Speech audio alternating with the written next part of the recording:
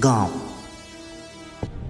गरीबी और गंडक एक ऐसी ग्राउंड डॉक्यूमेंट्री जो शायद आपके भारत को देखने का नजरिया बदल दे।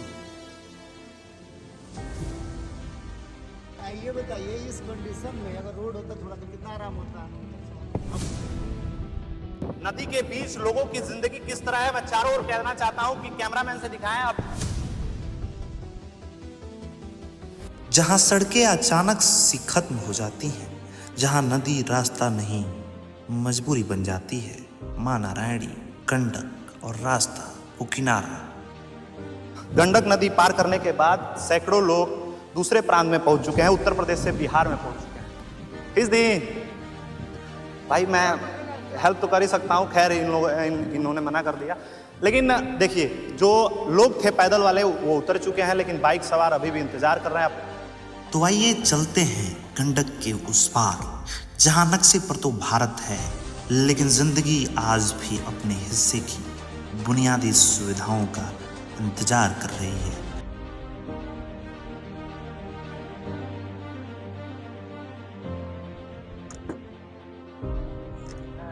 देखिए सरकता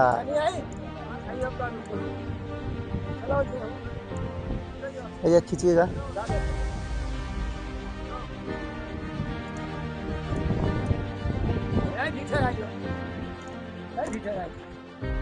दोस्तों अभी मैं जंगली पट्टी ना चैनपट्टी घाट पे हूँ और एक किसान का दर्द क्या होता है हम सीधे किसान के पास पहुँचते हैं और किसान से जानने का प्रयास करते हैं।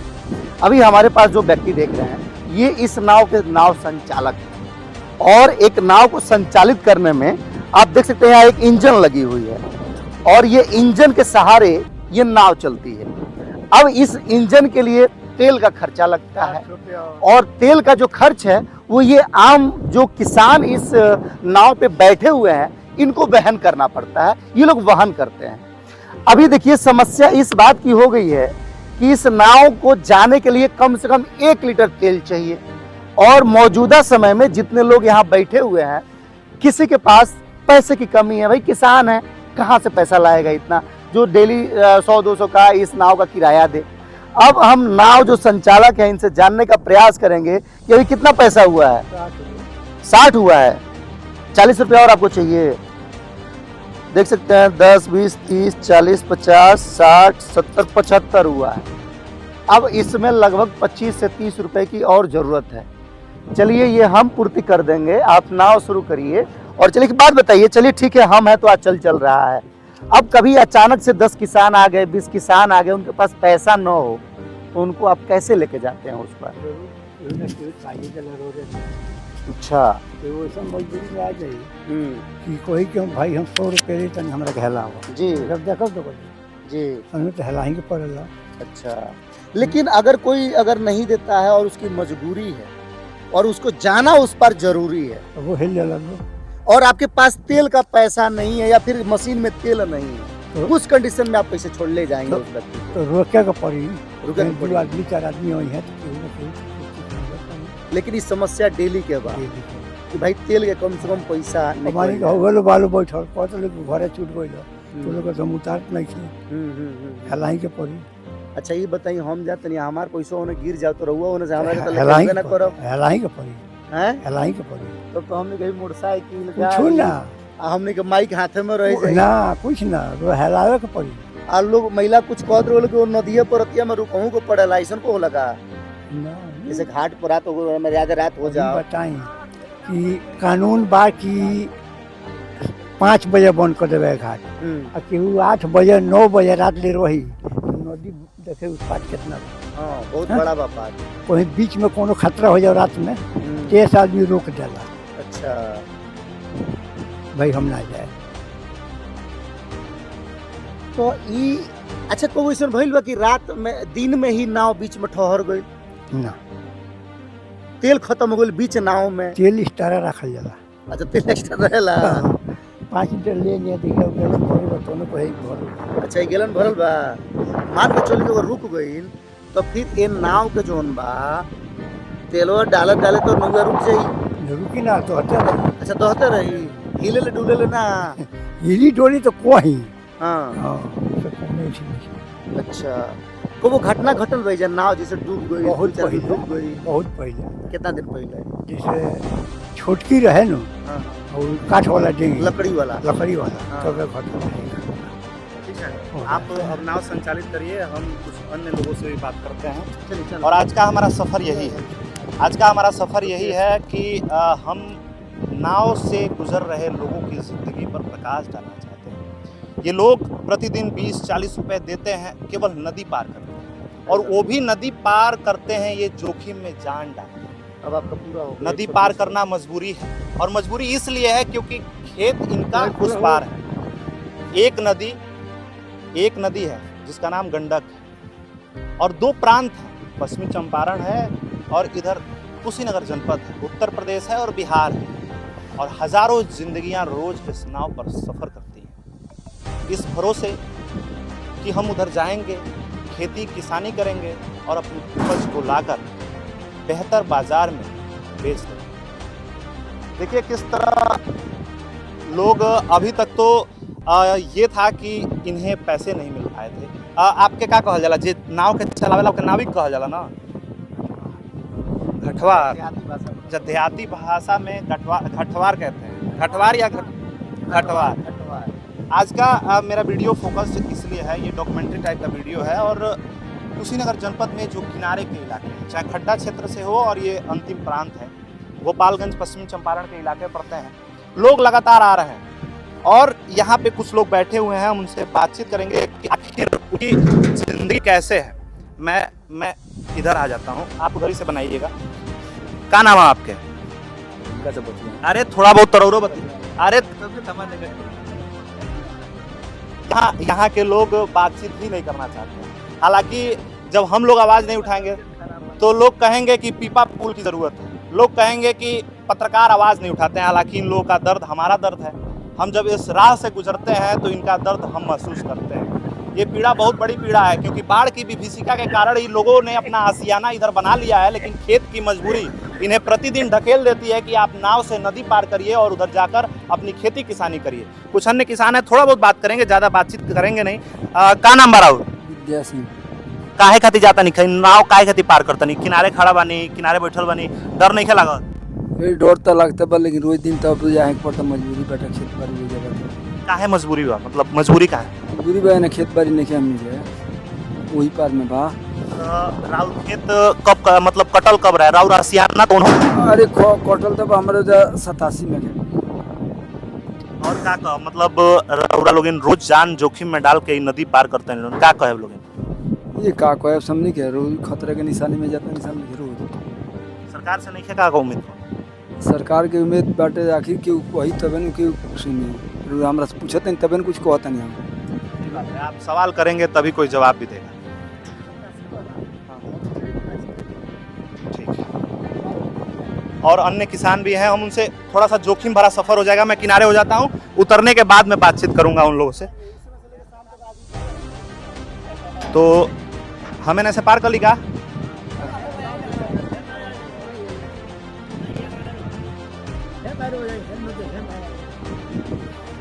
ठीक है, मैं तब तक जो किनारे लोग मौजूद हैं उनसे बातचीत करते हैं।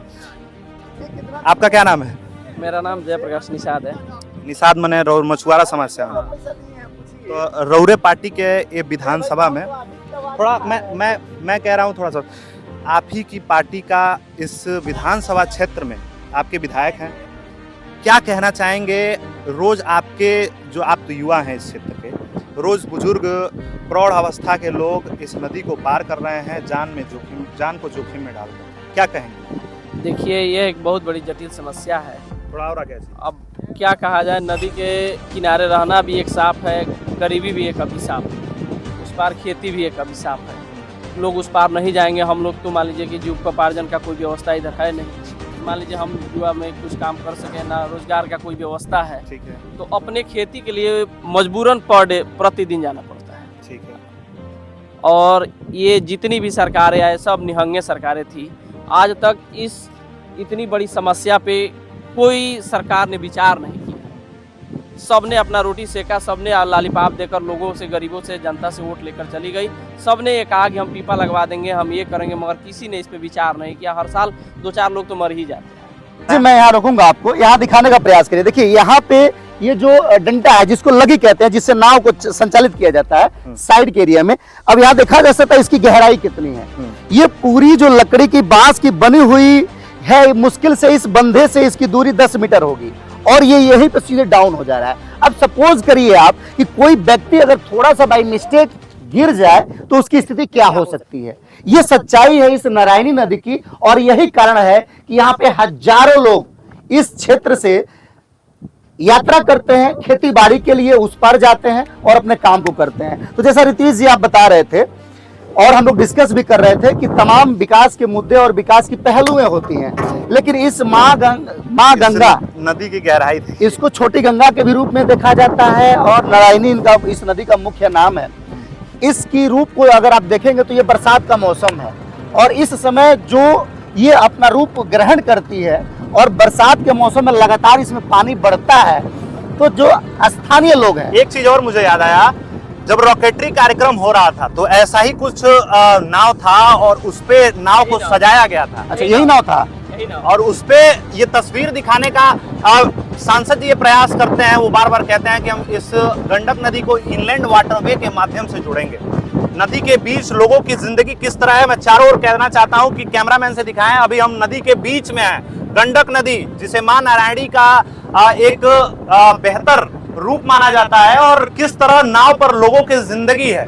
ये जिंदगी उस पार उत्तर प्रदेश के कुशीनगर वेल प्रजाति। दोस्तों मैं यहाँ बताते चलूं कि यहाँ जस्ट अभी वेल प्रजाति की मछलियां भी इसमें पाई जाती हैं और जिसको यहाँ के लोग सोस बोलते हैं, सोस भी कहते हैं। और मैं बीच में इसलिए आपको रोक रहा हूँ कि अभी कप्तानगंज क्षेत्र में गंगा डॉल्फिन का रेस्क्यू हुआ है। वहां पर गर्भवती गंगा डॉल्फिन को रेस्क्यू करके गोरखपुर के राप्ती नदी में छोड़ा गया है, जो 1 कुंटल 40 केजी की थी, 140 केजी गर्भवती थी। राइट। तो कहीं ना कहीं हम यहाँ पर एक नेचर का, एक वन्य जीव का बड़ा प्राकृतिक मनोरम छटा भी देख रहे हैं, लेकिन रिस्क भी बहुत ज्यादा है।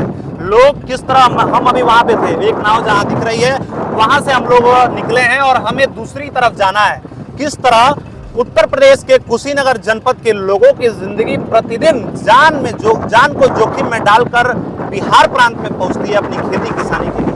उनका आसियाना भी कभी उधर हुआ करता था, आज आसियाना नहीं है, खेत है, लेकिन फिर भी उनको खेती के लिए जाना पड़ता है, किसानी के लिए जाना पड़ता है और फिर से उसी रिस्क को उठाकर शाम को अपने घर लौटना पड़ता है।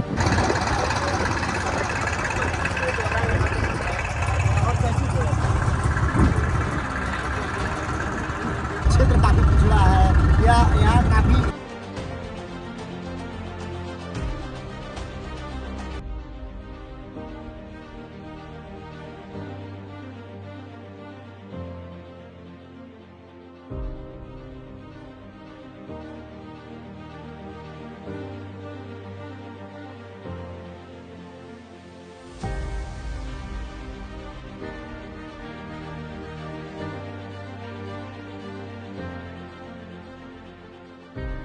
एक एक करके लोग उतर रहे हैं, लेकिन मैं देखता हूं इधर।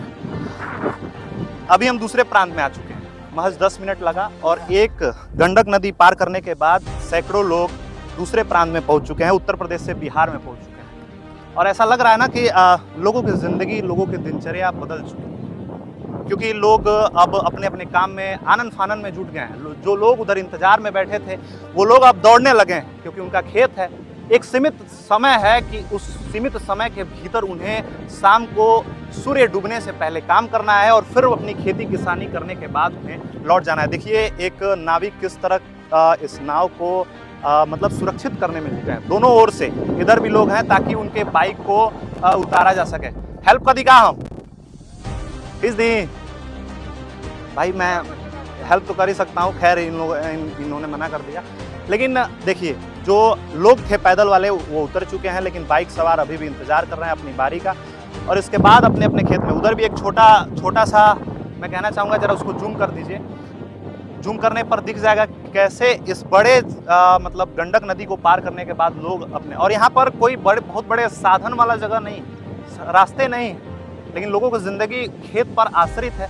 और वो किसी तरह से खेतों से होकर ही अपने खेतों में जाएंगे। हम उनके बारे में भी जानेंगे, आज इस एक्सक्लूसिव रिपोर्ट को दिखाएंगे, आप तक पहुंचाएंगे कि किस तरह थोड़े से 5 किलोमीटर, 1.5 किलोमीटर या फिर 10 मिनट के भीतर ही प्रांत बदलता है, लोगों की जिंदगी बदल जाती है। और कुशीनगर के चकाचौंध से परे इस तस्वीर को महसूस करिए।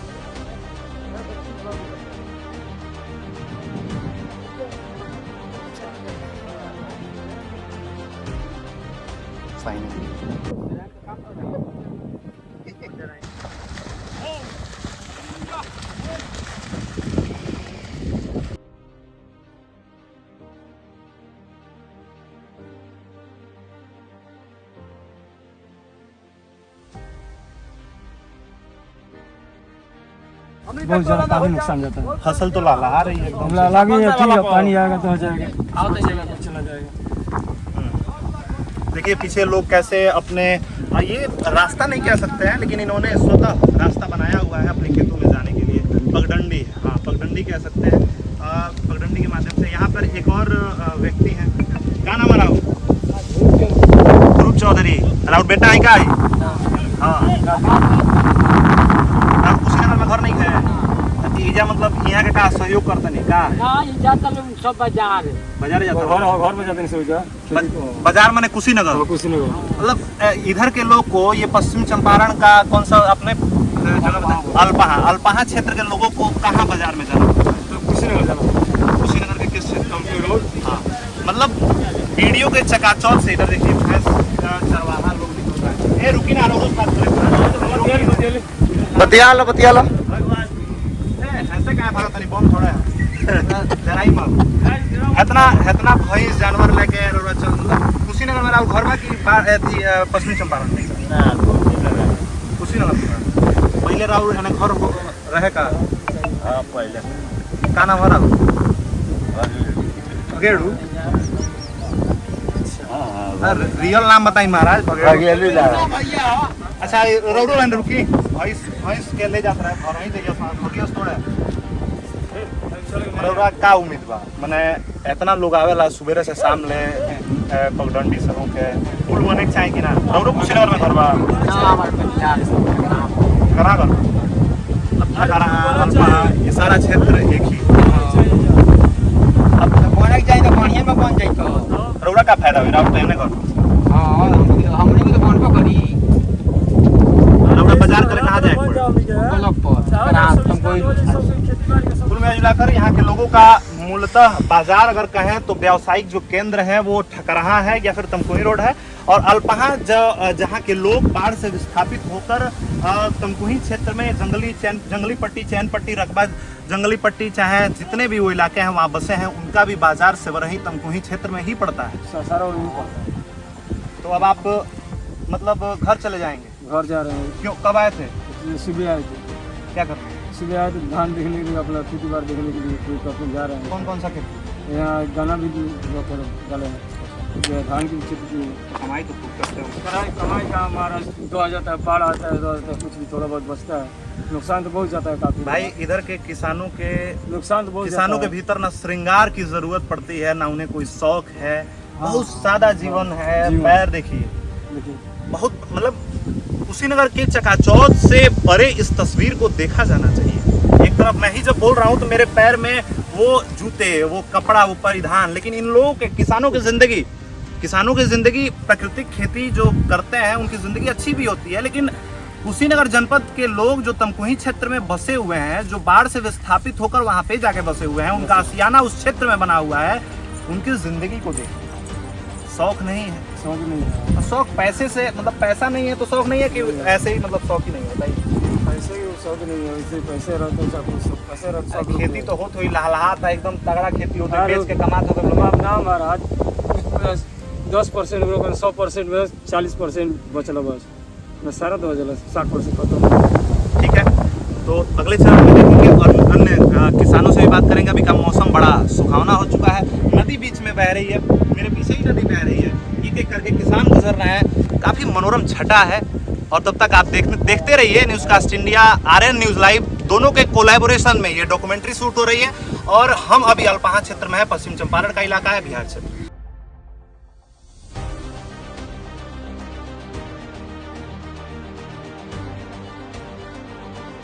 फंसेला मतलब फंसेला तो बीच में ये फंसेला। झूला बीच में फंसेला ऐसे नाच बांध के रस्सी से फिर घींचे पकड़ लग रहा है तो आदमी उतरी तो फिर धक्का मारी कंपनी तो डर ना लगा? डर लगल बहुत काफी डर लगल।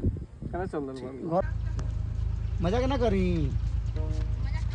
ये बताइए इस कंडीशन में अगर रोड होता थोड़ा तो कितना आराम होता। बहुत अच्छा होता। अब मजबूरी है कि पंखा बोरा सामान साइकिल से नाव से हिलाएंगे। एने कहाँ घर बाबा?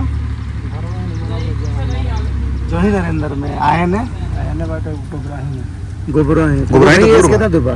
ज्यादा दूर नहीं बा।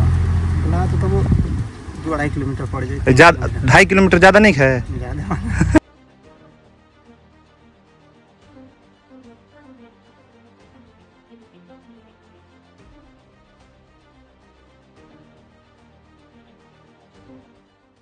क्या इसी शिक्षा व्यवस्था, क्या ऐसे ही विद्यालय के भरोसे वो ऐसी बात करता है?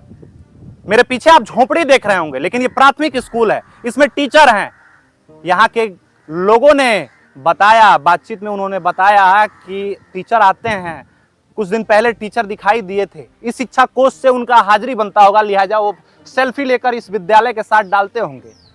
क्या अधिकारियों को नहीं दिखता होगा कि इस विद्यालय का निर्माण नहीं हुआ है? हालांकि अल्पहा ग्राम सभा में विद्यालय बने हैं, लेकिन इस जो लमैया टोला में ये जो विद्यालय है इसका जीर्णोद्धार नहीं हो सका। पहले इसमें विद्यार्थी हुआ करते थे, गांव के छात्र छात्राएं पढ़ते थे, लेकिन यहां से बाढ़ की मजबूरी ने, बाढ़ की विभीषिका ने लोगों को और उनके छोटे छोटे बच्चों को पलायन करने पर मजबूर हो कर दिया।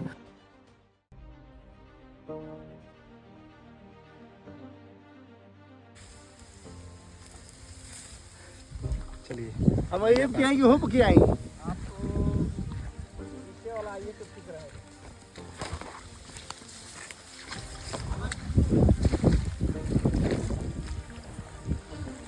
पीछे पड़े आइए, बालू है।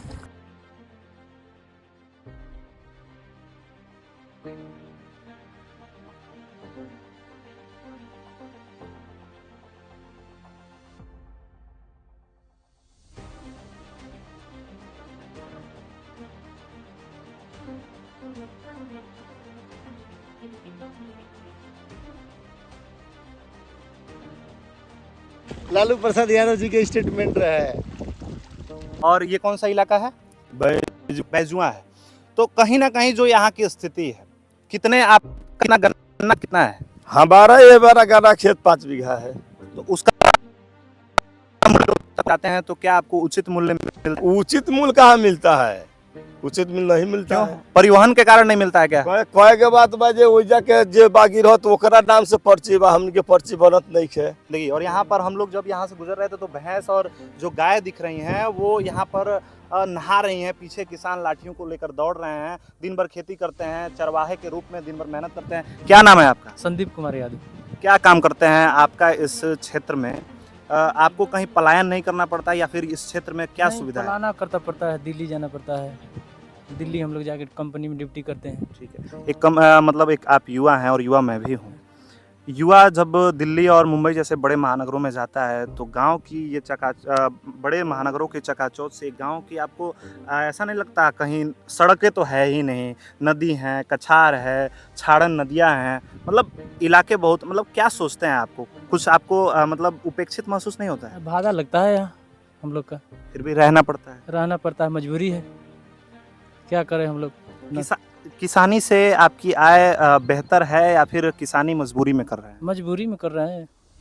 और ये जो आप चरवाहे के रूप में ये पशुओं को पाल रखे हैं, इनसे आपको क्या फायदे हो रहे हैं? अरे हम लोग मान लो कि जो पढ़े लिखे आदमी रहते तो नौकरी होता, नहीं पढ़े तो अपना पशु पाल के अपना घर चला रहे हैं। सरकार को नहीं कोस रहे हैं कि सरकार नौकरियां नहीं दे रही है? सरकार कहाँ सुन रहा है, खाली कह रहा है कि जो 400 ऐसे इतना नौकरी दूंगा। सम्राट बोल रहा था कि 20 कंपनी बैठाएंगे हर जिले में। आपको किस तरह की नौकरी चाहिए? हम लोग का ऐसे मान लो कि जो कोई रेलवे में हो गया, चाहे मास्टर को जो पढ़ा लिखा ज़्यादा है। पढ़ाई लिखाई कितनी है आपकी? मैं तो ज़्यादा पढ़ाई लिखाई नहीं किया। मतलब आप अन्य युवाओं के लिए मांग कर रहे हैं हाँ, कि हाँ, जो अन्य युवा पढ़े लिखे हैं पढ़े उनके लिए लिखे। सरकार नौकरियों की व्यवस्था हाँ, करे। नौकरी की व्यवस्था करे। देखिए विनोद जी, समस्या तो यहाँ पर बहुत विकराल है। चाहे आढ़ातियों के हाथ गन्नों के जो ये भी लोग किसान हैं अपने उचित मूल्य पे ना बेचते हुए कम मूल्य पे बेच देते हैं, ये इनकी मजबूरी है। परिवहन सुविधा भी उतनी बेहतर नहीं है, पर्ची भी इनकी अपनी नहीं है। इन युवाओं के लिए है बड़े महानगरों की चकाचौंध से परे गांव में रहना इनकी मजबूरी है। नदी पार करके दूसरे क्षेत्र में जाना, जान जोखिम में डालकर जाना मजबूरी है। आप क्या कहेंगे, यहाँ पर जब आप आए आपने क्या महसूस किया? लगभग 3 घंटा इस पूरे सफ़र में हमारी गुजर चुकी है। कुशीनगर के क्षेत्र में गुजरा है, बीच में गंडक था, इधर हमारा अन्य इलाके थे। तो आपने अभी तक क्या महसूस किया, चंद शब्दों में बताइए, और इन किसानों के लिए आप क्या कहेंगे? देखिए, बात यह है कि ये जो क्षेत्र है काफ़ी पिछड़ा है, जैसा कि आप देख सकते हैं कहीं भी इस नदी अगर हम लोग यूपी बिहार से अगर जोड़ते हैं या आने जाने की प्रक्रिया होती है तो कहीं कनेक्टिविटी रोड की सही नहीं है। आप देख सकते हैं हर जगह गड्ढा, हर जगह पानी, हर जगह गंदगी फैली हुई है। इस रूप में भी देख सकते हैं कि बाढ़ वाले इलाके हैं, बाढ़ वाला इलाका है। इसके संबंध में अगर बात की जाए तो कोई भी सरकार अगर चाहे विकास के लिए तो उसके लिए कोई बहुत बड़ी चीज़ नहीं है, आसानी से कर सकती है। लेकिन इन युवाओं की बात किया जाएगा तो ये काफ़ी पिछड़े हुए लोग हैं। इनको शिक्षा की ज़रूरत है, इनको व्यवस्था की ज़रूरत है, और किसी भी क्षेत्र की विकास के पैमाना जब तय किया जाता है तो रोड, शिक्षा और स्वास्थ्य, इन 3 पैमानों को देखा जाता है। लेकिन जैसे ही आप कुशीनगर जिले के नारायणी नदी को पार करेंगे और आप बेतिया जिले के पहले जब इधर आप जो नदी है वहां तक जाएंगे तो बीच में ये जितना क्षेत्र गांव पड़ने वाला है ये सारे सुविधाओं से कटा हुआ है। इन क्षेत्रों में न स्वास्थ्य मिलेगा, न शिक्षा मिलेगी, न रोड मिलेगा। तो पिछड़ने का सबसे बड़ा कारण यही है। इस वीडियो को यहीं पर अभी के लिए यहाँ पर सॉर्ट आउट करते हैं, और आगे अभी हम और भी जो उपेक्षित यहाँ के सड़कें हैं, यहाँ लोग मजबूर हैं, और मजबूती इसलिए भी नहीं बढ़ पा रही है ना कि इस क्षेत्र के लोग मजबूर हैं। यहाँ परिवहन सुविधा नहीं है, यहाँ पर लोगों के लिए स्वास्थ्य सुविधा, शिक्षा, जो विनोद जी ने बताया, यहाँ के लोग बता रहे हैं, किसान बता रहे हैं। हालांकि इस पूरे डॉक्यूमेंट्री में आपको दर्द ही नज़र आएगा।